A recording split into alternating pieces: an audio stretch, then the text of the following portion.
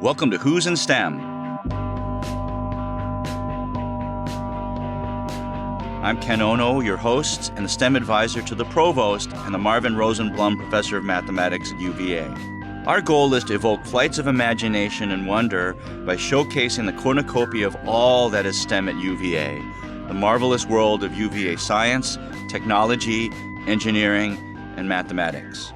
Erica's my wife, Erica and I, we're avid scuba divers. Now our son Sage, he's a pro scuba diver. He lives in Pacific Grove, California, a few blocks from the famous Monterey Bay Aquarium. And he spends hours each week underwater. And last week he was in Hawaii collecting samples, night diving for the Smithsonian. The creatures that come out at night, you've got to see the pictures. They look like Pokemon creatures, but only with blinking neon lights. Our house is decorated with his photos of sharks, sea turtles, and delicate creatures called nudibranchs.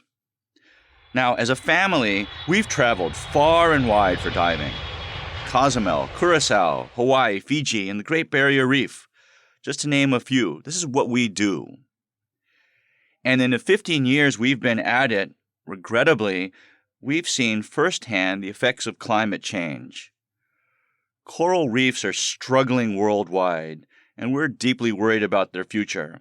And frankly, it is our future. We are worried.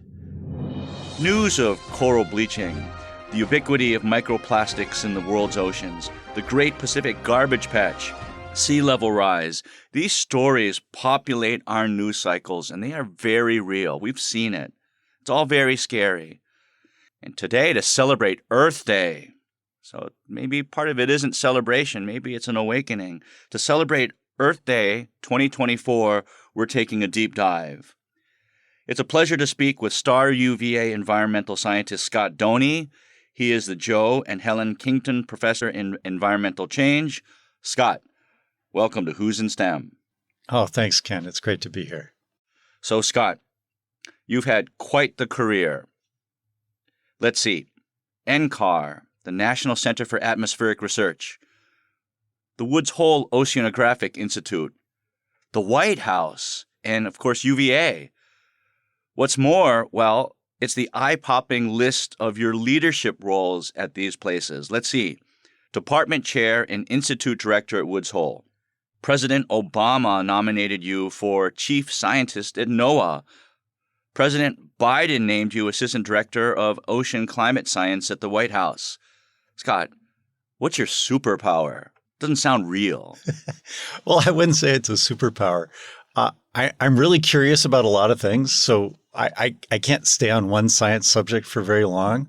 But the other thing I like to do is explain technical subjects to different audiences. And sometimes that's connecting one group of scientists with another group of scientists.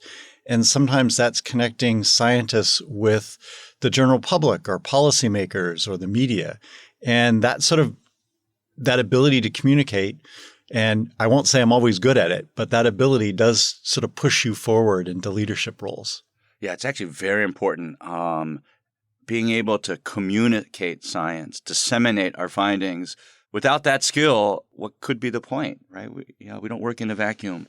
So, Scott, no beating around the bush. To celebrate Earth Day, what is your take on climate change? What should we be doing, and what should we be doing now? So we've understood the basics about Earth's climate for a long time, right? The sun heats up the Earth, heats up the air, the water, the ocean. That heat has to escape back to space. To have a stable climate, the energy being absorbed from the sun has to be balanced by what we call long-wave infrared radiation. So if you've ever seen like a crime drama where they point the infrared camera at the building and you can see the people because they're warmer. Right. Same thing. The planet heats up.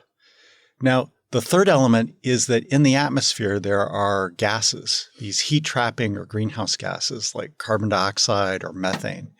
And as those build up, it makes it harder for the planet to lose that heat back to space. And since the Industrial Revolution, we've been pumping huge amounts of carbon dioxide into the atmosphere when we burn fossil fuels, coal, natural gas, oil. We're also releasing a lot of methane. And over time, that buildup of those gases leads to a warming of the planet. Now, since I started looking at this, sort of in the early 80s, the big change is that, one, the signal has gotten a lot bigger, right? Mm-hmm. These are cumulative effects of using fossil fuels. The other is we have much better observing networks, whether it's satellites or ships or robots at sea, land-based records. And as you mentioned at the beginning, we're seeing the impacts, warmer temperatures on land, longer droughts, heat waves.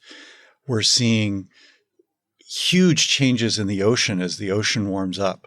I do a lot of work in the Antarctic, and we're seeing melting back of glaciers and disappearance of ice sheets and ice shelves around the continent, also with Greenland. So the evidence even here in North America, Glacier National Park in Montana, well known for glaciers, will soon be without glaciers. Yeah, my brother actually lives in Great Falls, the gateway to Glacier National Park. And we don't want to ever call it the park that formerly had glaciers. Yeah. So you have very strong theoretical basis. You have this incredible observational record.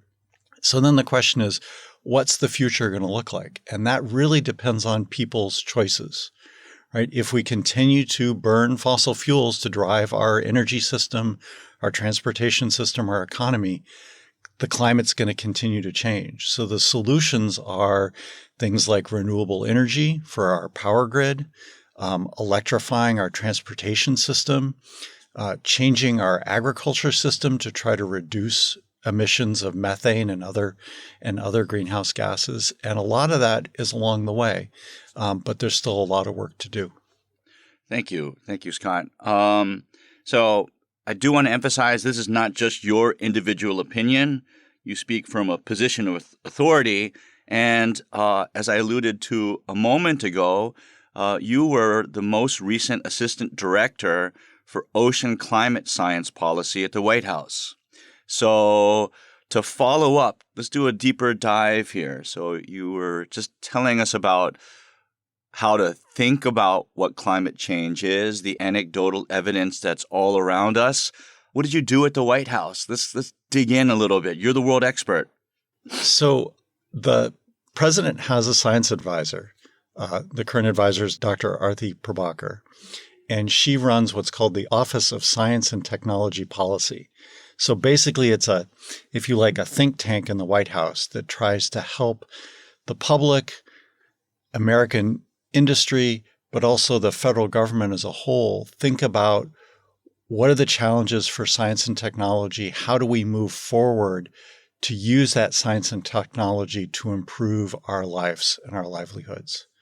And so within this big organization, I worked for a division that looked at the climate and the environment. So trying to figure out, what are the best investments moving forward?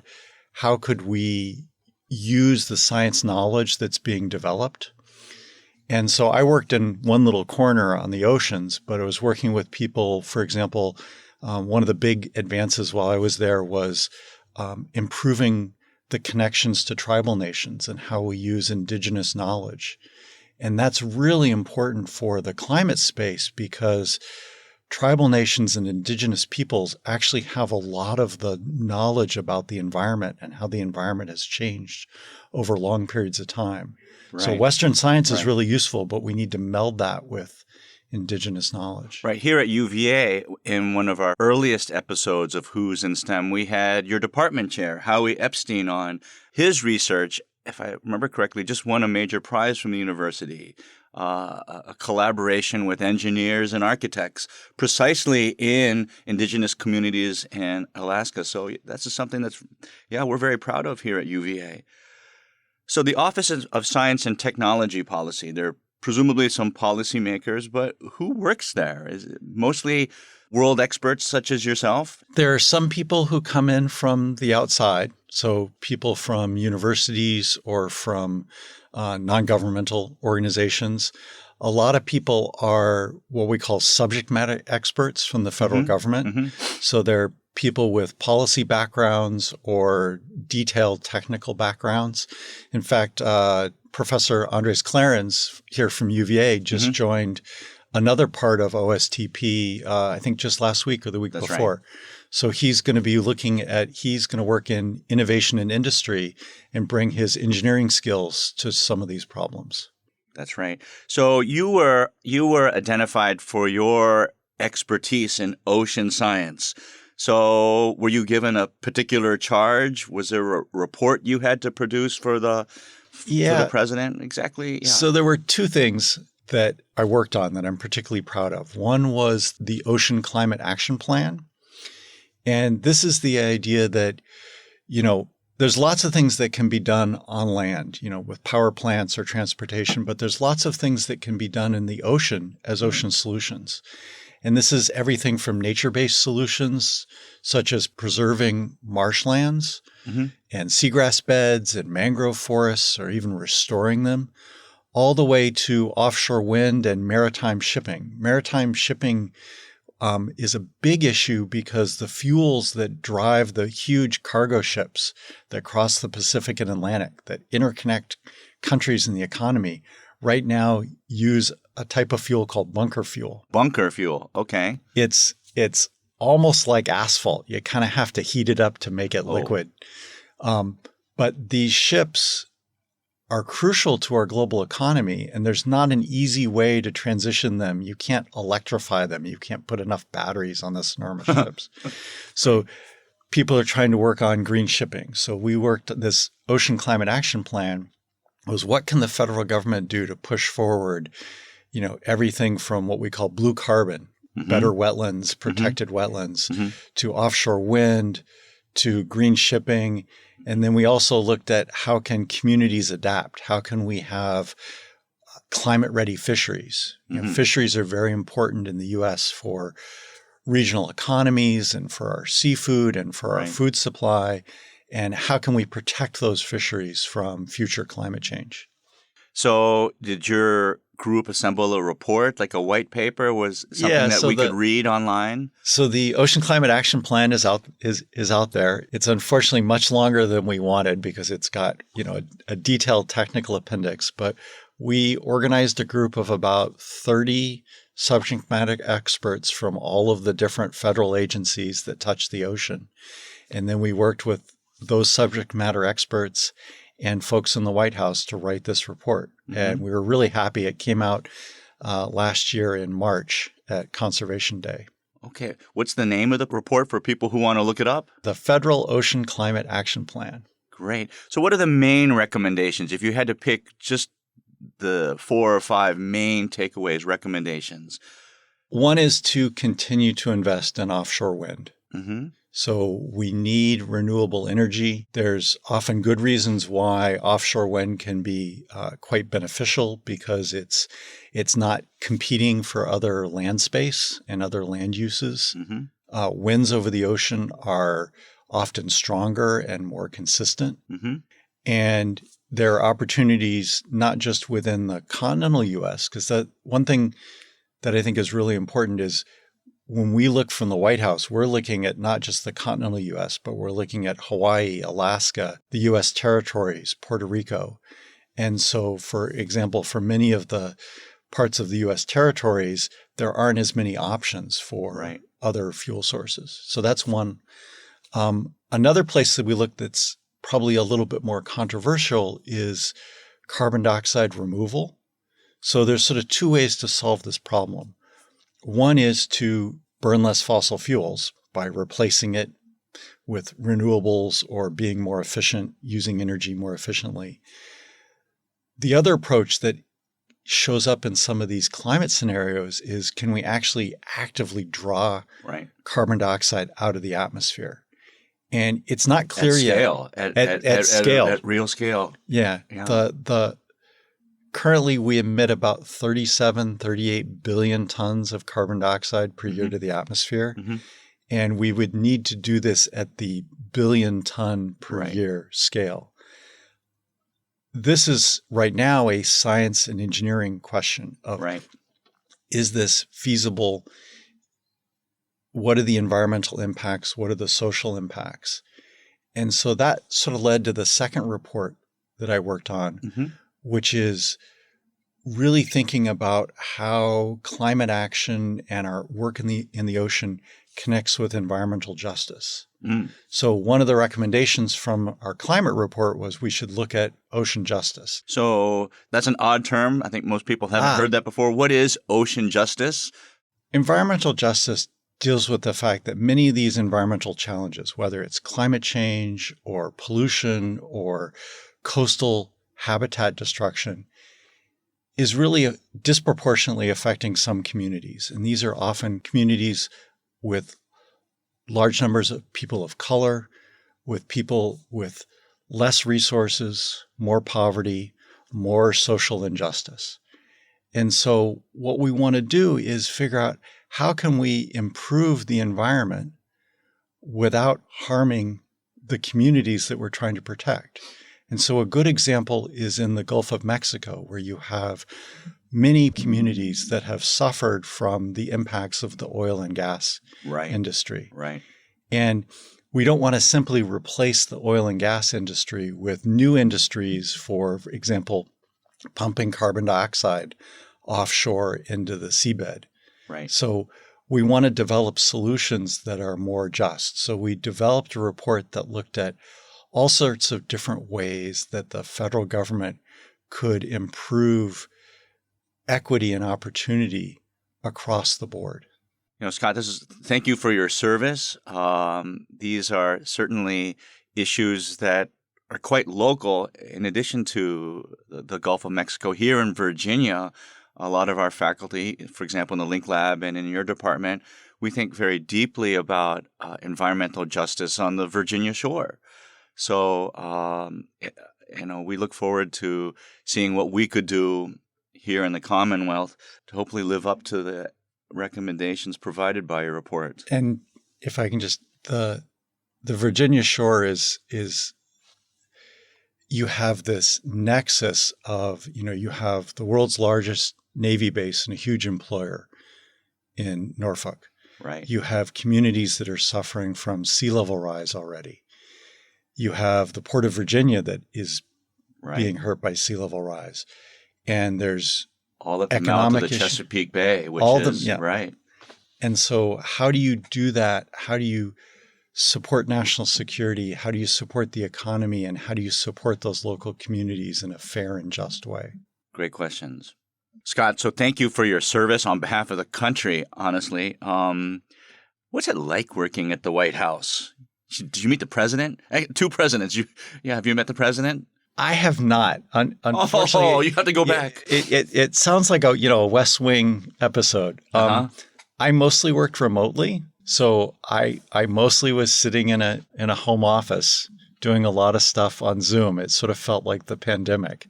I did get up to DC a few times. It's a great group. I mean, everybody who works in OSTP is really passionate. They're really committed. We also work a lot with the Council for Environmental Quality.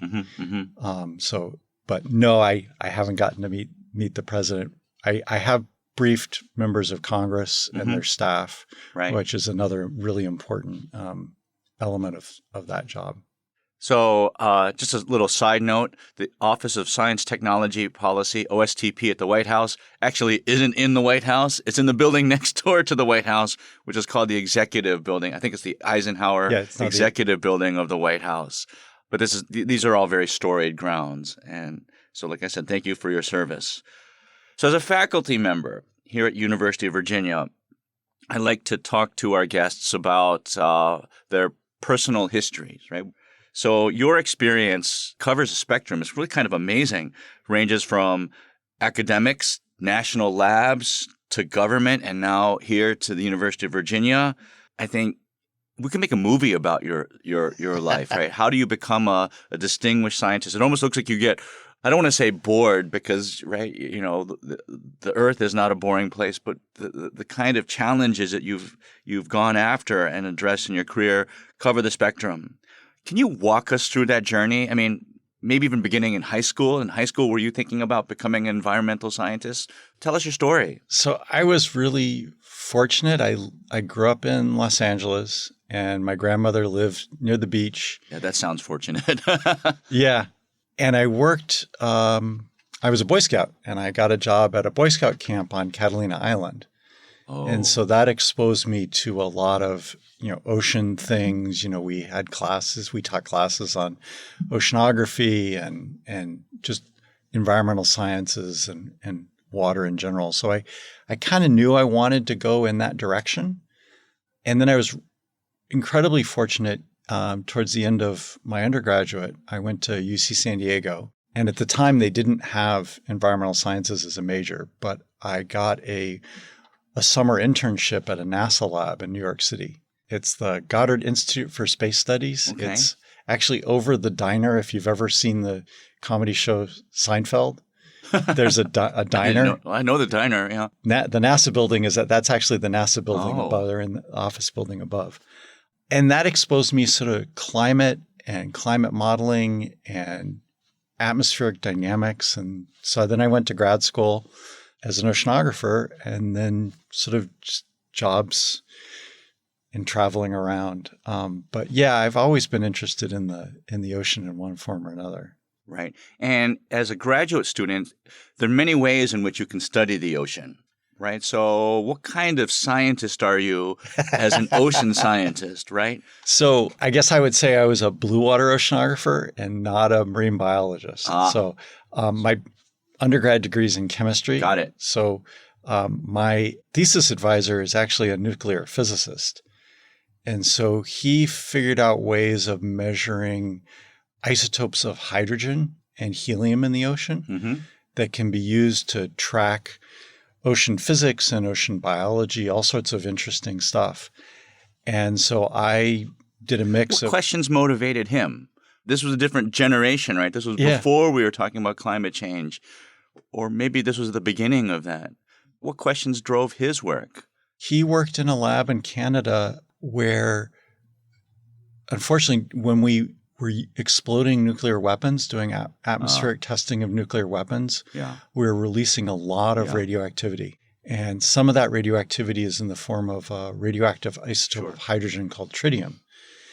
And so his advisor in Canada was using tritium, was one of the people who was making measurements of tritium and its daughter product, a rare isotope of helium called helium-3, and trying to, in some sense, make some good of the fact that we'd released all this tritium into the environment because it tracks well with water. Right. And then you can use the helium-3 to actually figure out how old water parcels are in groundwater or in the ocean.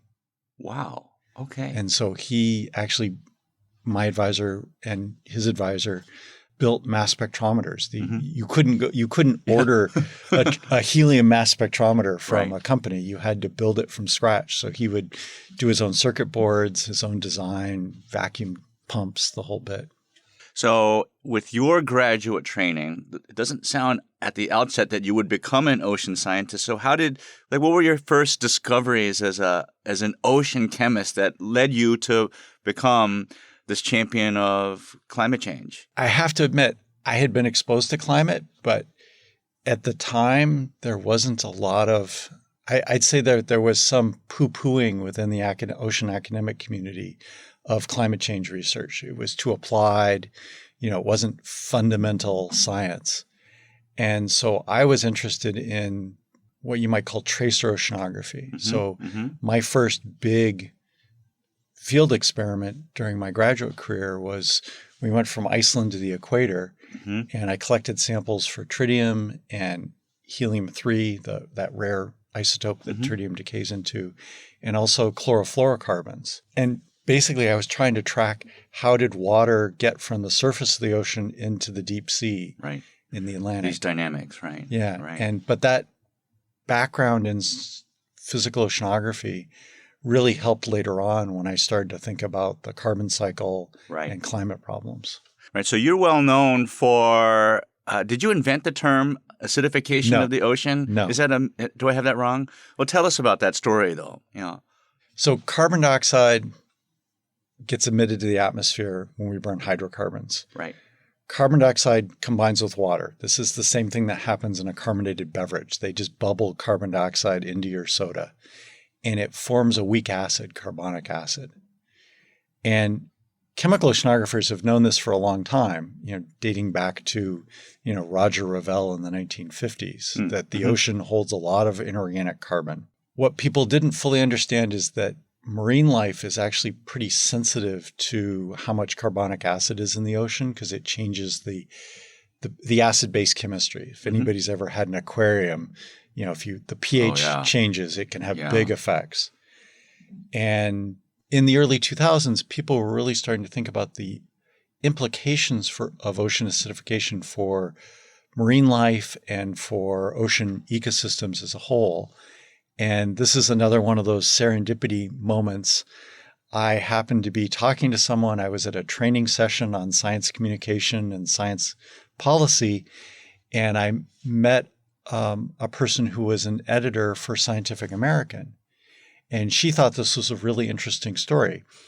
I had first tried to talk about helium isotopes, and they didn't think that was very interesting. But they were quite interested in ocean acidification. So I wrote an article in Scientific American and actually ended up changing some of my research path forward to work more on ocean acidification. And then that's led into recent work on carbon dioxide removal, because that's sort of connected. Ironically, ocean acidification is where we have too much carbon in the ocean. The carbon dioxide removal people are proposing schemes that would actually suck up even more carbon dioxide from the atmosphere as a short-term solution. But what's the damage that's going to do to the ocean? Yeah. The ocean isn't infinitely deep, right? And the sad commentary used to be for the ocean that dilution is the solution. Oh, right. That the ocean is infinite. What we found is that the ocean is not infinite. Right. And it's more fragile to human impacts than we probably originally thought. Right. And the clock is ticking. So our time is wrapping up here. I do want to talk about the Department of Environmental Science. I'd like to hear about what it's like to join this department. You haven't been here at UVA very long still. What drew you to University of Virginia? I had been doing research for a long time, and I wanted to be someplace where my research could make a difference. And when I saw UVA, I saw an opportunity to take my work in the natural sciences and connect with people doing policy, with people doing law. And I was really attracted by the emergence of this environmental institute that UVA has put together as a way for me to take stuff out of the lab, take stuff out of the field, and make a difference in people's lives. What's the work that's going on in the department? Tell us about it. So one of the things I really like about the Department of Environmental Sciences is that, unlike some universities where environmental folks are spread all over the place, we have I'd say a really good department, but we're pretty small and we're all together. So we have ecologists, we have geologists, we have atmospheric scientists, some ocean folks like me, all together. And so that leads to a lot of collaborations. There's a big collaborative effort down on the Virginia Eastern Shore. So UVA has a shore lab. And for several decades now, our department's been leading efforts to understand how that system works with lagoons and barrier islands. A lot of work on looking at the lagoon system there lost its seagrasses because of disease many decades ago. And there's been an effort to restore those seagrasses and see how that improves the environment, stores more carbon, makes more habitat for many organisms. Right. We, in fact, featured Karen McGlathery a few months ago, and she was telling us about that work. It's fascinating. Now, to wrap up, we've talked about your research, your work in the White House. We've talked about climate change. I think these are great topics for Earth Day, this episode. To wrap up, I would like you to talk about your teaching and your mentorship. Right? This comes up a lot when I talk to others in administration about what you've brought to UVA. How do you get students involved in your work? Tell us about that. So, I really enjoy teaching. And so this semester I'm teaching the Introduction to Environmental Sciences course. So part of this is to get kids who aren't going to go into STEM fields some background. And then some of it is to get kids who are interested in STEM interested in the environmental sciences versus other options. We try to fold undergraduates in as much as possible. So our department and many do have a distinguished majors program. So one of my students, who's Sarah Lang, who's now a graduate student at University of Rhode Island, she did such a spectacular sort of independent research project over a couple of years that she actually was able to write a paper on it. And so that paper over a couple of years. So did you start mentoring her as a second year? Something like that? Or either a late second year or a third year. And then she did her senior thesis in her fourth year. And she got a Virginia Space Grant funding to cover some of her summer salary so she could continue that. It's just great. There's just a lot of opportunities for students to engage in research. So for undergraduates who might be listening, how could they find out more about these opportunities? How could they be the next Sarah Lang? Well, I do try to, and many of the faculty in my department, we try to put stuff up on our web pages of what our current research programs. Every winter, we have Enviro Days, which is a student-led day-long symposium for environmental sciences, but it's not just folks from our department. People from engineering, from architecture will come, and we basically listen to student talks and student posters, and they bring in a keynote speaker, so that's a great way. And then just come over and talk to faculty in our department. Right. So I'm often right outside the department headquarters. I have an office in the math department. I get my coffee there. But I will say it's a very welcoming department. You walk into the building and there's a giant flat screen TV, usually with a smiling face of some environmental scientist who's going to give a talk that day. So this department, they invite you, students, if you're listening. So Scott, your scientific contributions, the telling of your personal journey and your dedication to UVA and the health of our planet, it's all super. It's all inspiring, and it perfectly aligns with President Ryan's vision for UVA to be great and good in all that we do. I'm Ken Ono, STEM advisor to the Provost and the Marvin Rosenblum Professor of Mathematics, and it's been a pleasure having Professor Scott Doney with us today in celebration of Earth Day.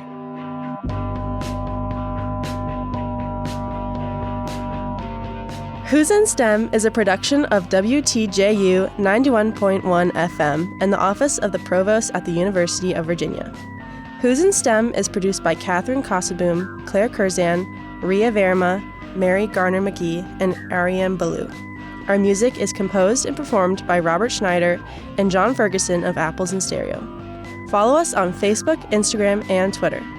Listen and subscribe to Who's in STEM on Apple Podcasts, Spotify, or wherever you get your podcasts. We'll be back soon with another conversation about scientific technological innovation at the University of Virginia.